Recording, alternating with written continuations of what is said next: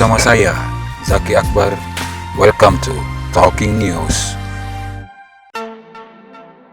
Kali ini Talking News kembali kedatangan politikus muda yang juga merupakan calon bupati.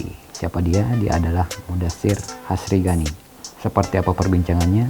Simak terus Talking News.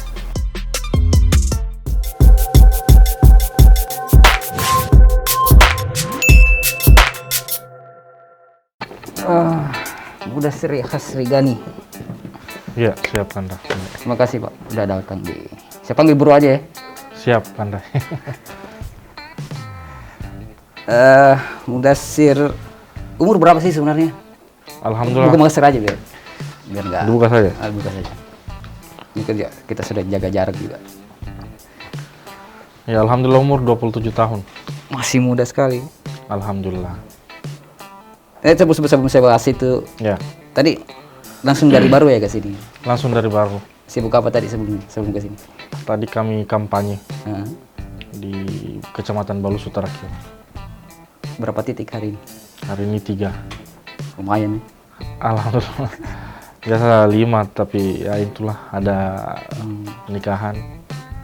Jadi dikurangi dulu. Tadi saya singgung umur 27 tahun. Tadi saya baca-baca beberapa media sih. Ya, Beberapa dan Anda bukan termasuk, memang Anda yang termuda ya di antara semua di pilkada tahun ini. Benar tidak itu?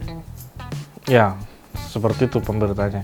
27 tahun. 27 tahun. Ya. Masih muda. Modal Anda apa sebenarnya maju ke pilkada? Modalnya yang pertama adalah nawaitu, niat. Jadi kalau ada bilang berpolitik, modal utamanya adalah anggaplah partai dan materi. Saya pikir yang paling utama adalah nawaitunya. Jadi setiap apa yang kita mau perbuat harus kembali ke step awal, niatnya dulu seperti apa mau ikut pilkada. Kemudian kesempatan. Jadi modal itu juga saya masukkan kesempatan. Mengapa kesempatan? Karena tren saat ini perpolitikan di Indonesia, khususnya mungkin di Sulawesi Selatan, bahwa saatnya milenial untuk ambil peran. Oke. Dan itu saya lihat di Kabupaten Baru, peluang terbuka cukup besar. Karena kedua calon penantang ini bukan dari kalangan milenial. Sehingga kami ambil kesempatan bahwa inilah saatnya anak milenial untuk maju, ambil peran di politik seperti itu. Anda kan baru Ya, baru kali ini terjun ke politik ya. Anda bukan kader partai kan? pertama kali dan bukan kader partai. Sampai sekarang partainya PKB ya? Diusung oleh PKB dan P3. Dua partai ya? Kalau pendukung ada 2 juga. Ya, PSI dengan Gelora. Oke, PSI memang identik dengan anak muda sih. Iya. Latar belakang Anda pun bukan dari politik. Betul sekali. Anda terakhir saya baca biografinya, biodatanya. Terakhir jabat sebagai apa ya di PD Parkir Makassar ya. Sebagai sekretaris Dewan Pengawas kalau nggak Betul salah. sekali, ya. Sejak kapan di situ? Februari 2020. Baru juga ya? Baru juga. Apa ini tidak terlalu cepat Anda terjun ke politik? Kalau dibilang cepat bisa juga iya. Cepat ya, tapi kalau mau dibilang lambat tidak juga. Ya, jadi sebenarnya momentum inilah tepat. Jadi memang cepat tapi tepat. Cepat tapi tepat. Iya. Kayak jargonnya rider ya. Saya tertarik sebenarnya di pilkada sebelumnya itu relatif mudanya, kategori mudanya itu hampir menyentuh angka 30 usianya. Nah, Anda muncul di usia 27 tahun. Sementara lawan-lawan Anda ini ya politikus kawakan. Betul. Apalagi ada incumbent di situ, ada petahana. Iya. Anda berani melawan mereka? Ya, sampai hari ini berani. Ya. Jadi tidak ada rasa ketakutan sama sekali. Udah canggung ya? Tidak canggung. Justru kehadiran kami nomor 1 ini jadi pemecah hegemoni. Kemudian mencarikan suasana. Ya, karena kami adalah, dan alhamdulillah tidak terikat maupun ada histori yang membuat kami harus canggung di politik baru. Dalam artian kami tidak punya musuh sama sekali. Konflik beberapa kepentingan maupun orang, alhamdulillah belum pernah. Ya. Kemarin saya sempat diskusi sama beberapa teman dari sana. Katanya figur baru, katanya memang lagi warga di sana mayoritas memang lagi cari figur baru. Apa itu termasuk dari salah satu pertimbangan Anda untuk maju? Atau memang ada desakan dari bawah?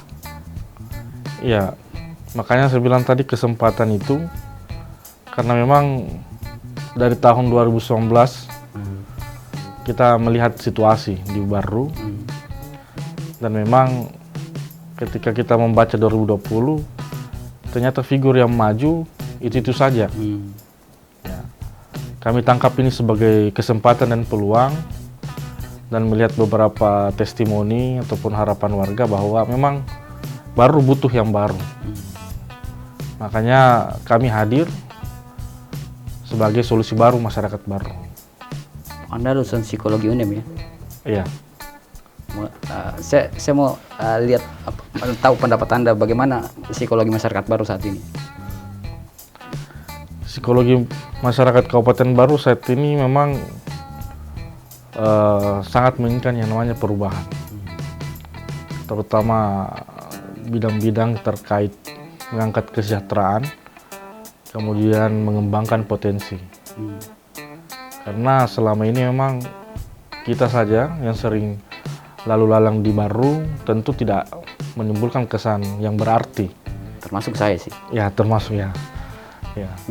Jadi mungkin ketika kita ngobrol sama saudara, teman, kerabat, pasti Makassar langsung ingatnya mungkin Parepare. Parepare loncat lagi mungkin Palopo dan beberapa kabupaten terdekat. Nah, Baru yang hanya sekitar 110 sampai 120 km dari Makassar tentu patut juga untuk diperbincangkan. Ya. Nah, sentuhan-sentuhan seperti inilah yang kurang di Baru.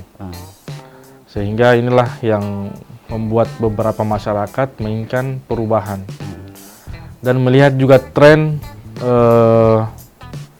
pertumbuhan penduduk, sekitar 40% memang usia produktif atau usia milenial. Sehingga memang kebutuhan-kebutuhan dari masyarakat tentunya ke depan melihat 2025 dan 2030 pasti harus memiliki seorang pemimpin yang memahami itu. Ya, memahami dan merasakan. Jadi kadang ada yang merasakan tapi tidak memahami. Nah, sebagai anak muda, sebagai anak muda, apa yang kurang di Baru? Yang kurang di Baru ini saking mungkin banyaknya saya pikirin. Salah satunya. Salah satunya adalah ruang terbuka untuk berkreativitas. Ya. Jadi di Baru ya anak-anaknya kreatif. Kurang wadah ya. Kurang wadah. Kemudian di sektor lain ekonomi, misal lapangan pekerjaan. Jadi kadang anak-anak Baru ini harus jauh meninggalkan keluarganya ke Kalimantan dan ke Papua hanya untuk mencari pekerjaan. Termasuk fotografer saya di belakang. Termasuk. Dia belum merantau ke Kalimantan ya. Ya. Nah, satu yang saya lihat di Baru, potensi wisatanya kan besar. Cuman sayang, banyak miss dari pemerintah untuk menyentuh sektor itu. Anda lihat itu enggak? Ya, saya lihat sendiri, semisal Celebes Canyon, itu potensi yang luar biasa menurut saya dan tidak ada samanya di Sulawesi Selatan maupun di Indonesia sepertinya. Dan kalau saya tidak salah pernah dicanangkan masuk 10 destinasi wisata baru di Indonesia. Dan tidak dikelola dengan baik. Ya, bisa mungkin kalau kita berkunjung ya ala kadarnya lah diurus itu. Padahal kalau dibuat penginapan di sana pasti ya, cenderung orang untuk nginap. Tapi ternyata tidak dibuatkan wadah itu. Jadi sebenarnya orang-orang mau tinggal lama di Baru, Tapi wadahnya untuk dia harus menginap di mana itu susah. Padahal konsepnya di Celebes Keong yang saya ambil contoh, ada kawasan persawahan itu sangat cocok untuk tempat penginapan, villa-villa di situ. Kemudian di bawah permandian, jadi sangat asri dan bisa menjadi solusi juga. Iya, saya pernah ke sana sekali dan memang sangat masih perawan di sana. Iya betul. Belum ada sentuhan-sentuhan dan memang secara kacamata wisata di situ memang sangat menjual kalau kita saya bilang. Nah, saya mau tarik ke Baru secara umum. Saya pribadi tidak pernah merasa tertarik untuk tinggal di Baru seperti yang saya bilang. Saya tidak ada daya tarik di situ. Betul. Nah, yang di belakang juga kayaknya terpaksa. Ketika ditawari sesuatu pun untuk tinggal di Baru, mungkin saya tidak tertarik. Betul. Nah, Anda sebagai anak muda, apalagi sekarang maju sebagai calon pemimpin di sana, Anda mau bikin Baru ke depan seperti apa? Minimal transit di Baru lah ketika perjalanan. Jadi sebenarnya melalui pemerintah provinsi sudah dicanangkan untuk buat rest area, namun belum diolah, belum terrealisasi, ataukah memang belum waktunya untuk direalisasikan. Tapi perencanaan itu sudah ada. Kemudian kemarin juga saya melihat ada kawasan ekonomi khusus yang dicanangkan di Baru. Dan memang sebenarnya Baru ini adalah kota jasa, karena ditunjang oleh pelabuhan Garongkong, salah satu pelabuhan yang mampu menopang kebutuhan sandang pangan yang insya Allah di ibu kota baru di Kalimantan. Dan Garongkong ini juga menjadi pelabuhan terbesar kedua dalam artian terdalam di Indonesia. Jadi kapal-kapal besar pun sanggup bisa bersandar di sana. Tapi di sana udah beroperasi tapi masih terbatas. Okay. Jadi salah satunya adalah meningkatkan perniagaan di Kabupaten Baru sebagai salah satu kabupaten yang bisa menjadi solusi juga untuk Parepare dan Makassar. Jadi sehingga di situ tumbuh unit-unit usaha dan muncul beberapa perumahan. Dan mengapa orang tinggal di Baru, ya harus juga dikedepankan yang namanya pemerintahannya. Jadi kalau pemerintahannya yang membuka ruang seluas-luasnya kepada pendatang, insya Allah bisa. Nah, selama ini apa yang salah di sana? Nah, program kan sudah ada, perencanaan sudah jadi. Apa yang salah sampai tidak terrealisasi gitu? Mungkin karena kurang sentuhannya anak mudanya kan. Iya, pemikiran-pemikiran yang tradisional, visioner ya. Iya. Pemikiran visioner dari anak muda. Nah, terus terang, saya beberapa kali ke Baru bukan karena keinginan pribadi, tapi karena pekerjaan. Iya. Dan saya tidak pernah betah di sana. Terus terang, saya tidak pernah betah. Pertama sudah panas, cuaca panas. Kita mau cari tempat tongkrongan jarang. Untuk cari makanan di malam hari pun sangat susah. Ya. Itu yang saya curhat sih sebenarnya. Iya, nggak apa-apa. Rata-rata seperti itu. Dan rata-rata seperti itu. Iya, seperti itu. Dan banyak keluhan lain mungkin seperti saya yang masuk ke Anda. Banyak, termasuk lampu jalan. Iya, betul. Pas masuk kita tidak tahu ini sudah baru. Iya. Tandanya itu, kalau sudah gelap artinya baru ya. Dan gara-gara itu saya pernah nabrak di sana. Oh, pernah. Jadi ada kesan. Ya, mungkin salah satunya itu. Ada juga sejarah tentang di Baru ya. Iya, jadi memang Baru ini kurang dibuat apa ya? Sebenarnya tidak terlalu susah untuk membuat kabupaten ini bisa memiliki ciri khas tertentu atau ikon tertentu.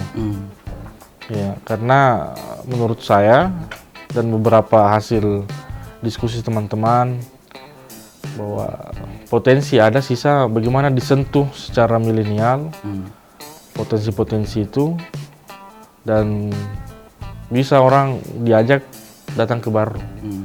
Jadi diajak datang dan tinggal.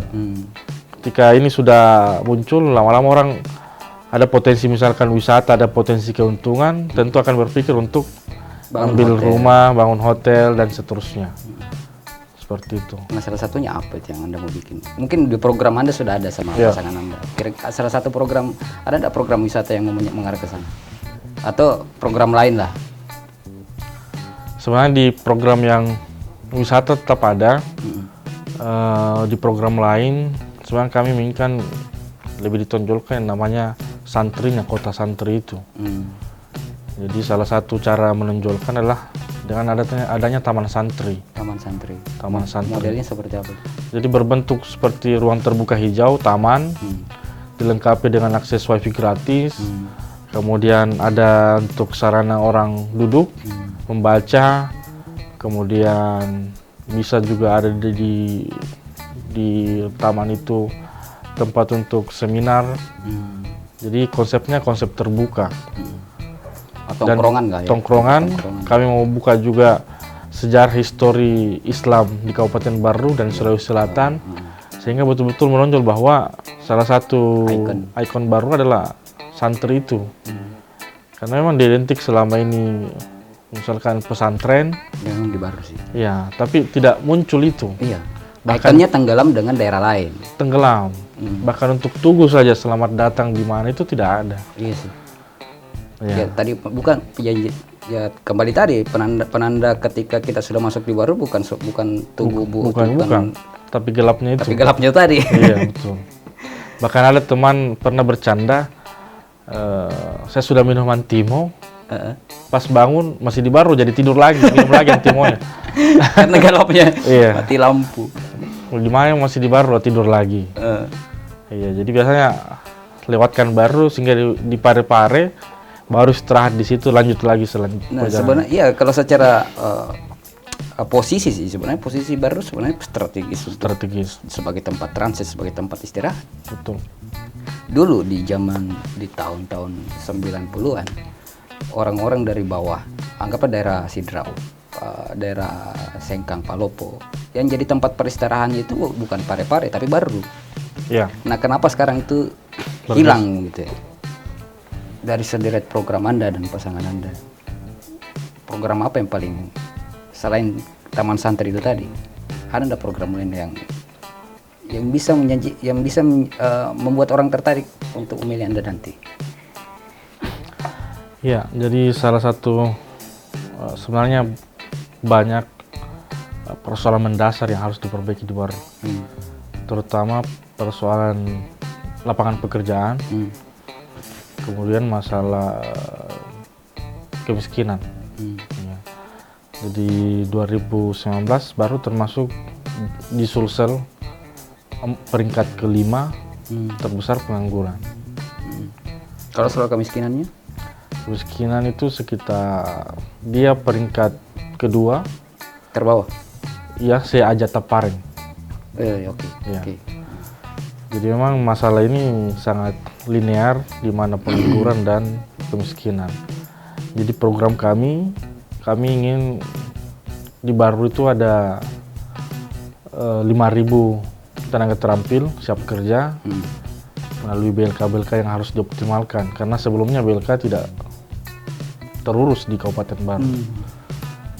Kemudian kami insya Allah buka 5.000 lapangan pekerjaan dan 1.500 UMKM. Jadi ini tawaran kami, bagaimana supaya anak muda yang setelah lulus SMA, SMK, kemudian lulus S1 itu tidak menganggur.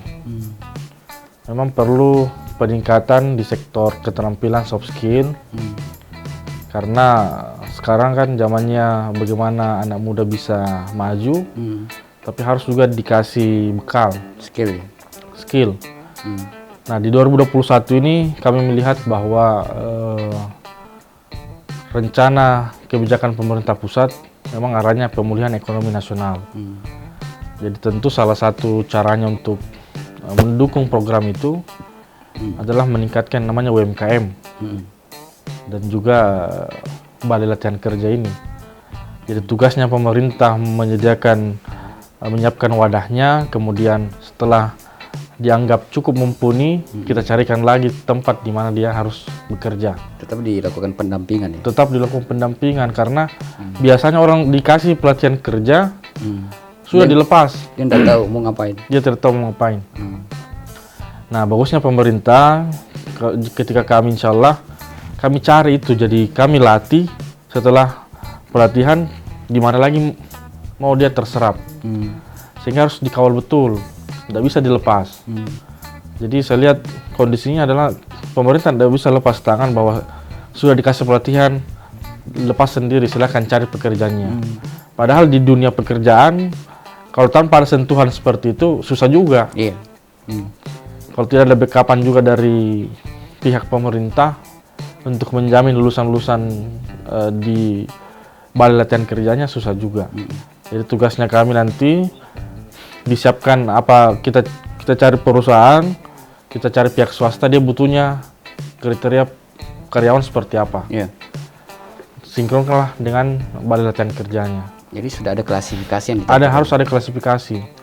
Termasuk juga buat anak-anak muda yang sudah mendapat beasiswa dari Pemda, itu harus didata itu, harus ditarik pulang. Karena dia sudah nikmati yang namanya beasiswa, dia harus pulang. mengabdi ya. Dia harus mengabdi. Ya, jadi jurusan apa saja, berapa jumlah sarjana Kabupaten Baru, itu kami mau data supaya jelas dan nampak bahwa betul-betul pemerintah memperhatikan masyarakatnya. Karena banyak orang baru di luar itu mau kembali tapi tidak dipanggil. Dan tidak ketersediaan lapangan pekerjaan juga. Tidak ada juga itu. Setidaknya bisa dipanggil ikut membangun, mungkin adalah ide-ide inovasi dari orang-orang di luar Baru sana. Apalagi kan zaman sekarang zaman digital. Betul. Jadi semua bisa dilakukan di era digital ini. Betul.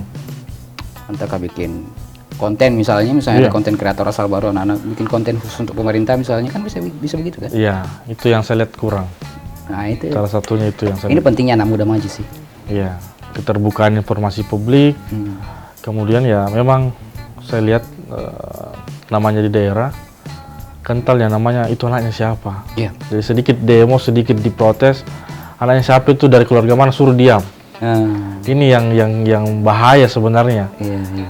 Jadi ruang-ruang untuk betul-betul menyuarakan aspirasinya, Berkreasi juga. berkreasi itu tertekan. Sering terkendala di situ ya.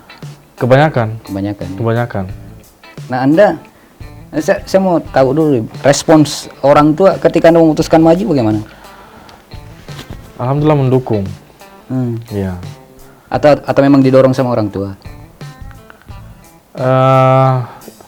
Faktor internalnya seperti itu, salah satunya. Iya. Jadi dibukakan ruang, diskusi sama keluarga, diiakan, ya maju.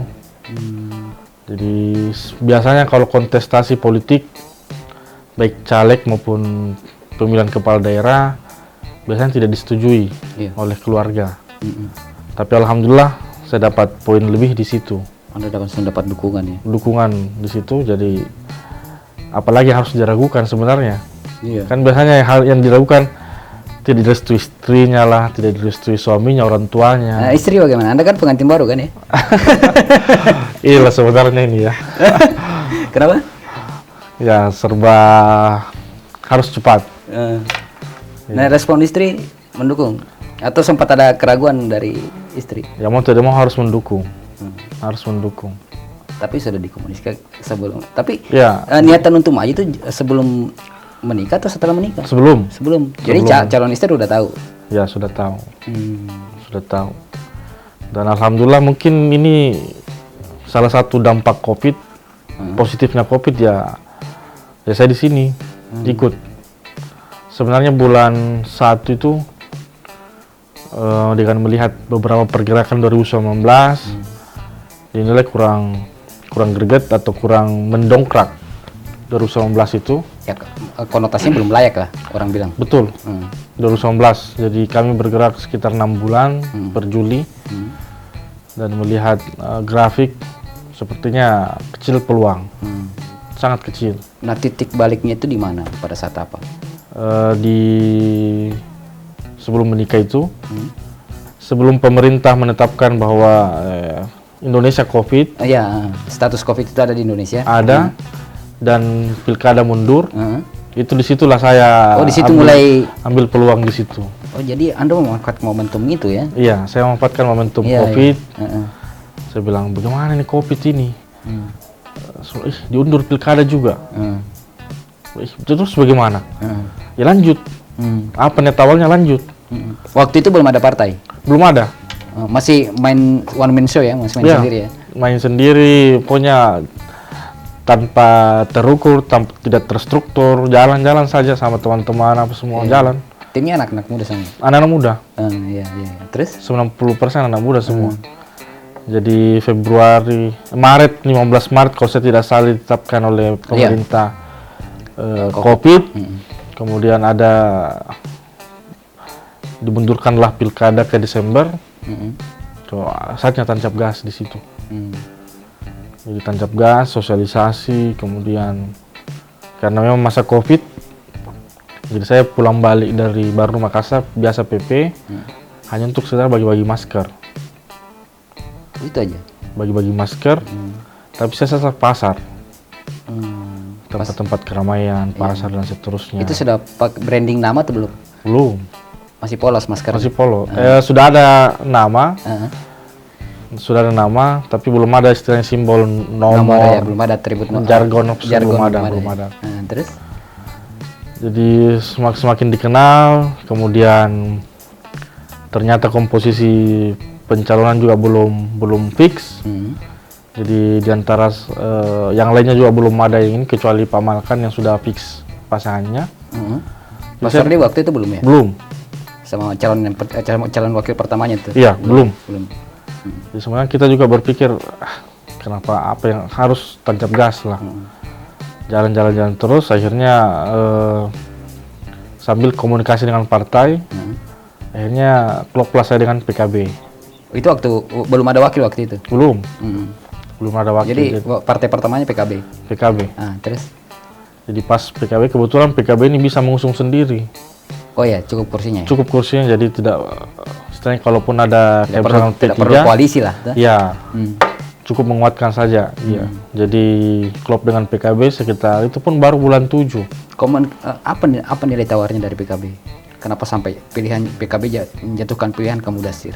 Kebetulan PKB ini 2019 kursinya dari 0 ke 5. Jadi memang partai ini sebelumnya tidak memiliki kursi. Pas pilcaleg kemarin 2019 dapat 5 juga.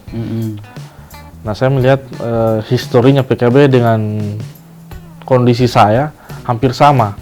Maksudnya kondisi dalam arti apa? Kondisi dalam artian 2019 dengan 0 ke 5. Ya, dari sisi ya, peningkatannya itu, transformasinya.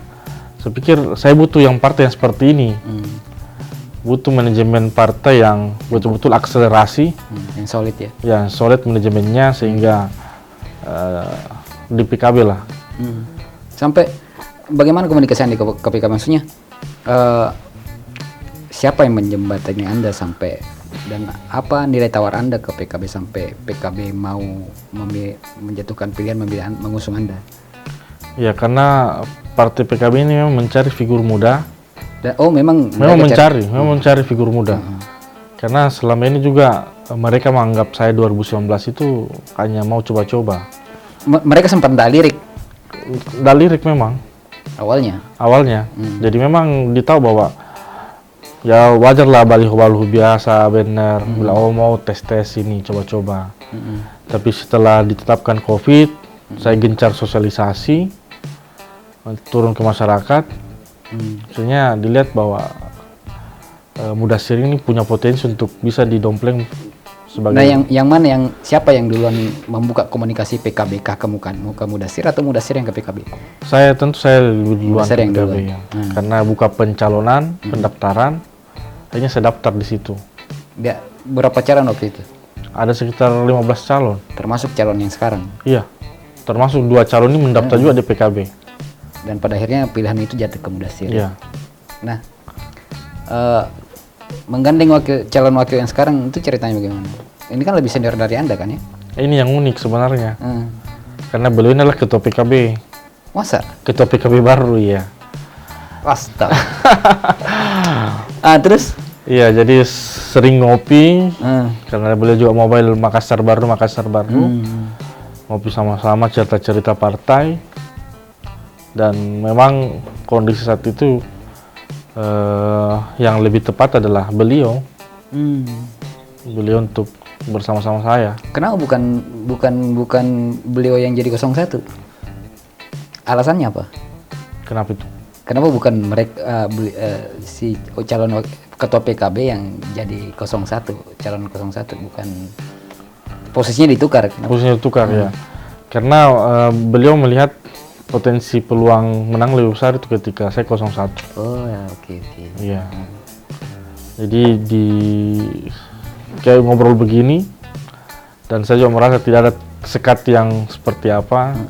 Beliau juga menghargai saya meskipun usia kami berbeda jauh. Tapi kondisinya cair. Oke. Karena beliau juga profesinya sebenarnya dosen, ya praktisi, sehingga hubungan dengan anak-anak muda itu sangat cair.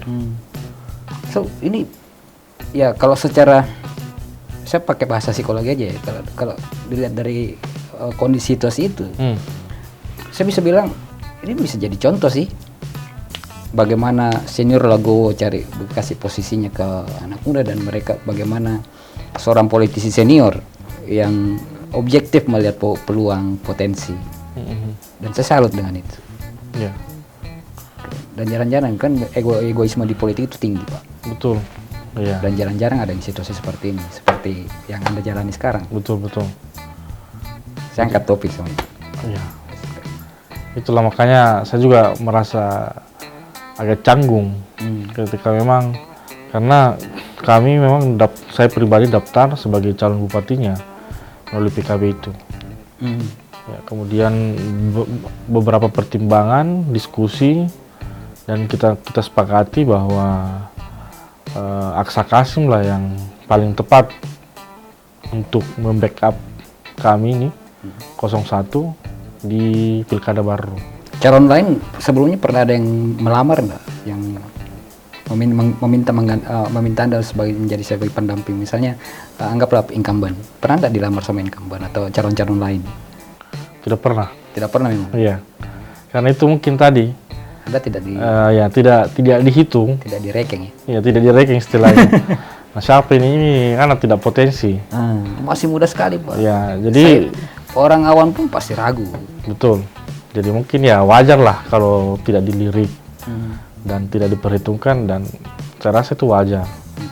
Jadi ketika ada yang bilang kamu dikasih, wajar saja. Memang seperti itu. Jadi memang karena kita ini bukan siapa-siapa dalam artian di perpolitikan juga masih sangat baru, wajar ketika tidak dilirik. Tapi itulah menjadi kekuatannya di situ sebenarnya. Motivasi Anda di situ. Motivasi saya di situ. Luar biasa. Saya pun tidak berani seperti itu. Nah, tingkat apatisme di anak muda kan tinggi. Ya. Bagaimana Anda menggandeng anak-anak muda di Baru untuk memilih Anda? Yang pertama memang kita jangan bahas langsung politik. Ya. Jadi anak-anak sekarang itu ketika dengar politik bukan hal yang menarik. Anda pun mungkin seperti itu dulu ya? Ya, saya seperti itu juga. Termasuk saya sampai sekarang pun masih Ya, apatis dengan politik. apatis politik, apa itu politik, bullshit dan seterusnya lah ya, bahasa-bahasanya. Tapi saya melihat ketika kita harus menggandeng anak muda, harus dimasuki dengan kebiasaan-kebiasaannya, apa yang hobinya. Kemudian harus disentuh dengan logika-logika yang sederhana. Logika yang masuk akal. Masuk akal, tidak bertele-tele, tidak ribet. Itu saja, anak muda itu tidak usah banyak berkata-kata, butuh bukti saja sebenarnya. Nggak butuh banyak bicara sih. Iya. Yang penting logikanya masuk akal. Masuk akal. Nah, kasih saya satu terakhir sih. Saya mau tahu tanggapan Anda dengan dua tokoh ini yang politikus gay gini, Pak Malkan Amin. Oh iya. Pandangan Anda tentang sosok Pak Malkan. Yang pertama, sebagai panutan kami tentunya, sebagai anak muda ya harus tahu juga bagaimana track record para seniornya, termasuk Pak Malkan Amin, politisi senior nasional. Dan saya salut juga dengan beliau dengan usianya sekarang tetap semangat dan punya niatan baik untuk membangun baru. Pak Suwardi bagaimana pendapatan? Ya, Pak Suwardi juga saya melihat sebagai pribadi yang baik dan punya juga niatan baik untuk membangun baru. Sisa bagaimana masyarakat menilai, bagaimana kami nanti ke depan. Jadi kuncinya adalah rebut hatinya masyarakat sebenarnya. Nah, kasih satu kata untuk anak muda supaya memilih, supaya animonya untuk memilih Ya. hidup. Jadi kalau anak muda ya idealnya pilih anak muda ya. Anak muda itu harapan orang tua. Oh, betul. Jadi biarkan anak muda bekerja, orang tua menikmati hasil kerjanya anak muda. Mantap sekali. Jadi anak muda pilih anak muda ya. Ya. Oke, Bro Mudasir, terima kasih banyak udah Terima kasih waktunya banyak. udah datang interview. Kita Siap. Iya. Terus dulu.